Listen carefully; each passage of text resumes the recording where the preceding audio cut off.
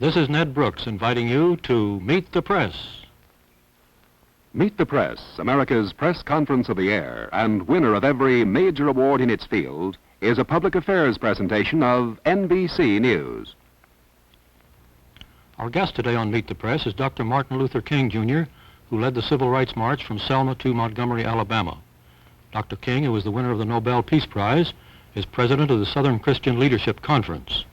He is in San Francisco, where he delivered a sermon this morning for Bishop Pike at the Grace Cathedral. Our panel of reporters is in Washington, D.C., and we'll have the first question now from Lawrence E. Spivak, permanent member of the Meet the Press panel. Dr. King, former President Truman was quoted by the AP as saying that the march from Selma, and this was his word, was silly and can't accomplish a darn thing except to attract attention. Now, there have been 2 murders, many beatings, and a federal expenditure for troops of about $300,000. Would you say that what the march accomplished was worth that cost? Well, first I would say that the march was not silly at all. I would think that the march did more to dramatize the indignities and the injustices that Negro people continue to face in the state of Alabama and many other sections of the South, more than anything else. I think it was the most powerful and dramatic civil rights protest that has ever taken place in the South, and I think it well justified the costs that we put in it. Now, of course, we're sorry that a death occurred immediately after the march, and I'm sure that all people of goodwill are outraged and in deep sorrow as a result of the death of Mrs. Liuzzo. But after all, we know in a nonviolent movement that there are these possibilities, and we go on with the faith that unmerited suffering is redemptive. Dr. King, I think the demonstration was largely to get your voting rights bill through. Was it necessary for that purpose? Aren't you going to get that bill? And wouldn't you have gotten it whether or not you marched? Well, the demonstration was certainly for the voting rights bill. However, we must recognize that there are other very tragic conditions existing in the state of Alabama which are as humiliating, as degrading, and as unjust as the denial of the right to vote, namely police brutality.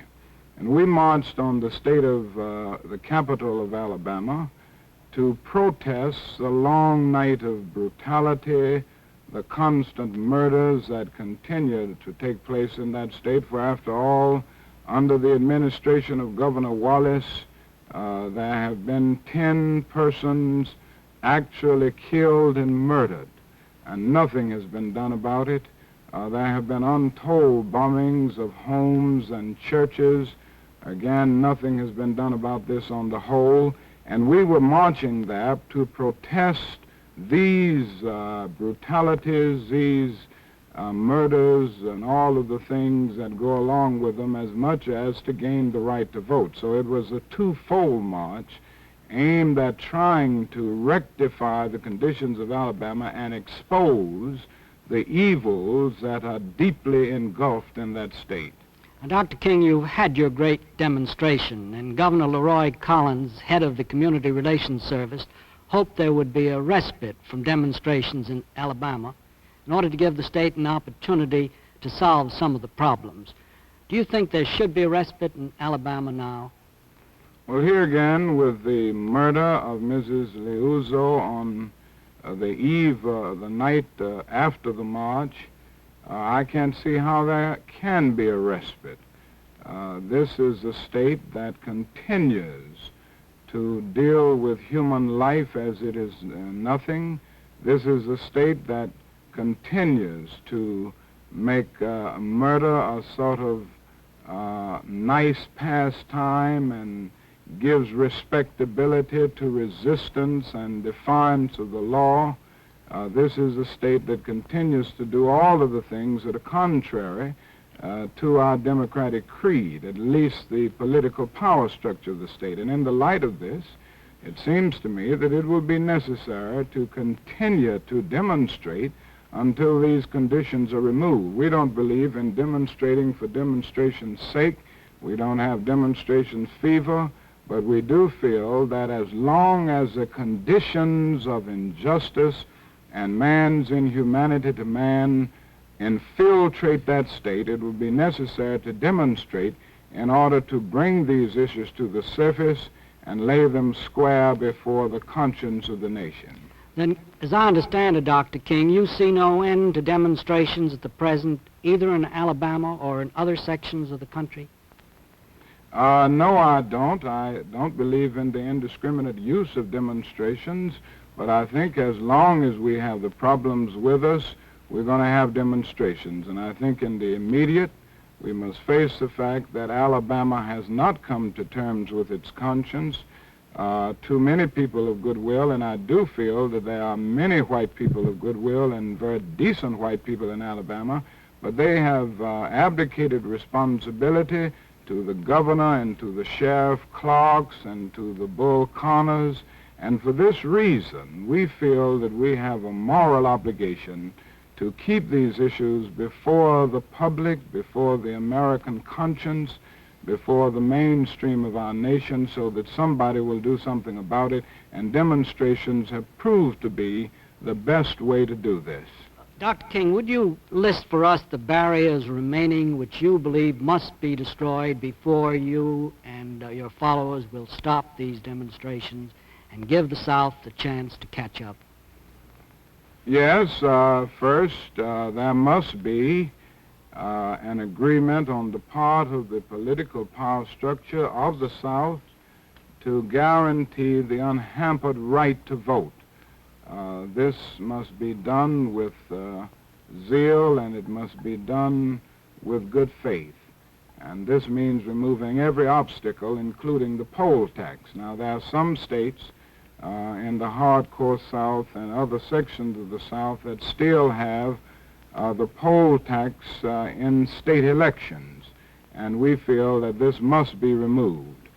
Secondly, we confront the problem of brutality from sheriffs and from other police forces, from other law enforcement agents, and we feel that before demonstrations can cease, something must be done to end this kind of unnecessary abuse of police power and what we see as outright police brutality.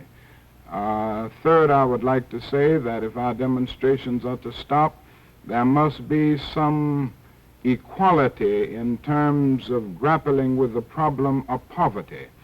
We have a poverty bill which has been nobly initiated by the President of our nation and the Congress, but in the South, so often, Negroes are denied the opportunity to be a part of these programs. They are not denied the possibility, the opportunity to be a part of the administration of them. And we feel that if demonstrations are to stop, Negroes must be brought into the very central structure of the whole poverty program. And then along with that, I think that is a great necessity to get every local governmental agency to go on record for being in line with law and order. All of these things are necessary before we can call a halt to demonstration. We'll be back with Meet the Press and more questions for our guest, Dr. Martin Luther King, Jr. First, this message. Now back to Meet the Press. Please remember, questions of our panel do not necessarily reflect their own point of view. Here is your moderator, Ned Brooks. Resuming our interview, our guest today on Meet the Press is Dr. Martin Luther King, Jr., who is in San Francisco. On our panel of reporters in Washington, D.C., you have just met Lawrence Spivak. Our other reporters today are Tom Wickert of the New York Times, James J. Kilpatrick of the Richmond News Leader, and John Chancellor of NBC News. We'll continue the questions now with Mr. Wickert. Dr. King, you said a moment ago that Alabama was a state that gives respectability to the resistance and defiance of the law. And you listed an observance of the law by local agencies in the South as one of the cardinal aims that you were seeking. Yet on March the 9th, you led the second march on Montgomery, in violation of a federal injunction not to march. You said that order was unjust, and John Lewis, one of your colleagues, said that the Negroes had a constitutional right to march, injunction or no injunction. Now, was that in keeping with the spirit of nonviolence and the restraint that has always characterized your movement, and could you explain your reasoning in defying the court order that day? Well, let me say two things to that, Mr. Wicker. First, I did not consider myself defying a court order that particular day. I consulted with my attorneys before the march, and they stated that they felt that it was an invalid order and that it would not be, that I would not be in contempt of court, violating the court order if I led the march to the point of having a moral confrontation with the state troopers at the point where the people were brutalized on Sunday. So I still don't consider that breaking a court order or breaking what I consider an unjust law. On the other hand, I must be honest enough to say that I do feel that there are two types of laws. One is a just law and one is an unjust law. I think we all have moral obligations to obey just laws. On the other hand, I think we have moral obligations to disobey unjust laws, because non-cooperation with evil is as much a moral obligation as is cooperation with good. I think the distinction here is that when one breaks a law that conscience tells him is unjust, he must do it openly, he must do it cheerfully, he must do it lovingly, he must do it civilly, not uncivilly, and he must do it with a willingness to accept the penalty. And any man who breaks a law that conscience tells him is unjust and willingly accepts the penalty by staying in jail in order to arouse the conscience of the community on the injustice of the law is at that moment expressing the very highest respect for law. Well, I can sympathize with a good deal of that, but it seems to me you get into a very difficult point here at which one man's conscience is set, in fact, above the conscience of society, which has invoked the law. How are we to enforce law when a doctrine is preached that one man's conscience may tell him that the law is unjust when other men's conscience don't tell them that? And I think you enforce it, and I think you deal with it by not allowing anarchy to develop. I do not believe in defying the law, as many of the segregationists do. I do not believe in evading the law, as many of the segregationists do. The fact is that most of the segregationists and racists that I see are not willing to suffer enough for their beliefs in segregation, and they are not willing to go to jail. I think the chief norm for guiding the situation is a willingness to accept the penalty. And I don't think any society can call an individual irresponsible who breaks a law and willingly accepts the penalty if conscience tells him that that law is unjust. And I think that this is a long tradition in our society. It's a long tradition in biblical history. Meshach and Abednego broke an unjust law, and they did it because they had to be true to a higher moral law. The early Christians practiced civil disobedience in a superb manner. Academic freedom would not be a reality today if it had not been for Socrates, and if it had not been for Socrates' willingness to practice civil disobedience. And I would say that in our own history, there's nothing that expresses massive civil disobedience any more than the Boston Tea Party, and yet we give this to our young people and our students as a part of the great tradition of our nation. So I think we're in good company when we break unjust laws, and I think those who are willing to do it and accept the penalty are those who are part of the saving of the nation. Mr. Kilpatrick. In drawing your distinctions between just laws and unjust laws, Dr. King, do you distinguish between statutory laws, such as a local ordinance requiring segregation, and the law that is promulgated by a court in the form of an injunction? Yes, I do distinguish between these. It does depend, however, Mr. Kilpatrick, on the court that renders the decision. and it does depend on the situation.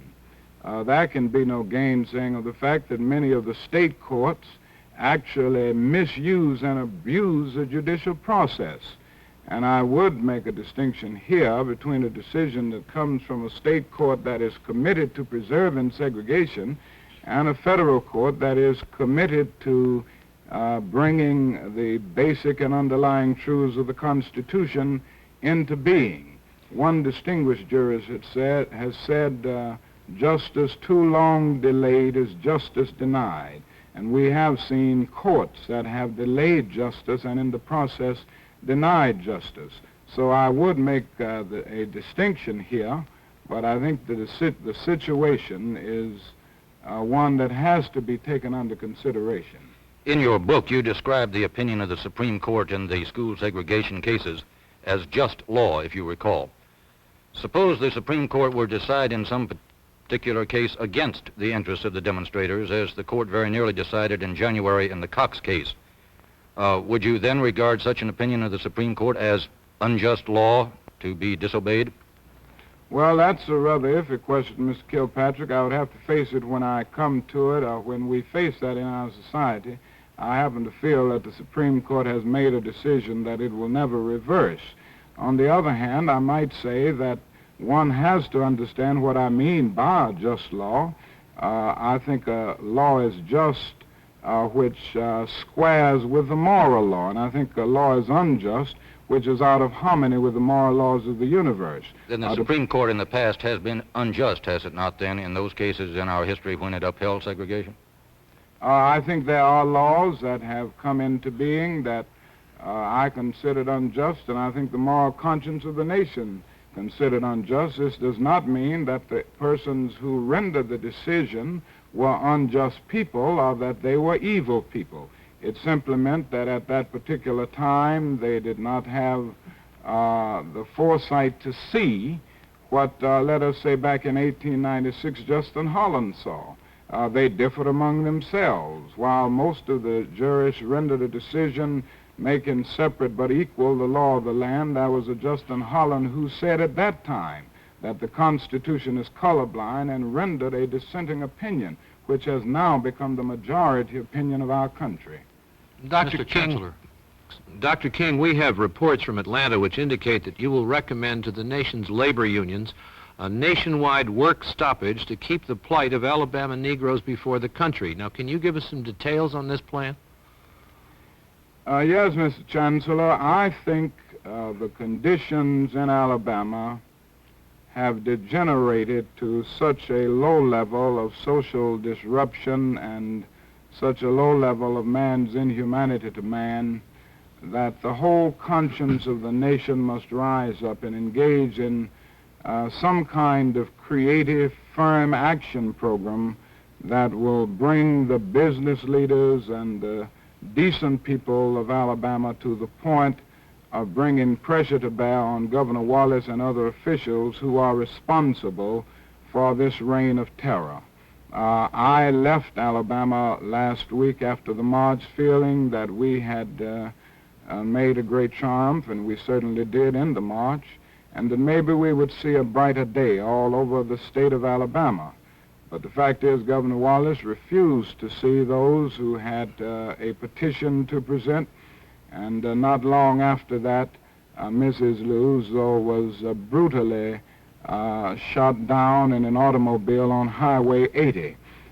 This is just one other example of something that we've faced in the state of Alabama for a number of years. Consequently, I think that it is necessary for the nation to rise up and engage in a massive economic withdrawal program on the state of Alabama. To put it another way, I think the time has come for all people of goodwill to join in an economic boycott of Alabama products. So I'm, in a few days, planning to call on the trade unions to refuse to transport or use Alabama products. I hope to call on all Americans to refuse to buy Alabama products. And I hope to call on the Secretary of Treasury of the United States to withdraw all federal funds that it has on deposit in Alabama banks. And finally, I think it is necessary to call on all federal agencies in line with the 1964 Civil Rights Bill to withdraw support from a society that has refused to protect life and the right to vote. Mr. Spivak. Dr. King, the columnists Evans and Novak recently charged that the moderate Negro leaders, including you, have feared to point out the degree of communist infiltration in the civil rights movement. Have communists infiltrated the movement? I certainly don't think so, Mr. Spivak, and I would like to vigorously deny that. I have no evidence for such an accusation, and I might say that in our bylaws, certainly in SCLC and the NAACP and CORE and SNCC and the Urban League and all of the civil rights organizations, we make it clear that communists cannot be in official positions and cannot be in the membership. Beyond this, I think I could say that the philosophical undergirdings of our movement would make communism impossible and would have communists on alien territory. For our movement has been based and is still based on a philosophy of nonviolence. Dr. And King, Yes? the AP reported the other day that a picture of you taken in 1957 at a Tennessee interracial school is being plastered all over Alabama billboards with the caption, "Martin Luther King at a communist training school." Will you tell us whether that was a communist training school and what you were doing there? Well, number one, I don't think it was a communist training school. In fact, I know it wasn't. The Highlander Folk School, which was referred to in that particular article, was a school that pioneered in bringing Negroes and whites together at a time when it was very unpopular to train them for leadership all over the South, and I think they did an able job in doing it. This school was supported by some of the great Americans such as Eleanor Roosevelt, Reinhold Niebuhr, Harry Golding, and many others that I could name. Secondly, the fact is that I never attended the school as far as training goes.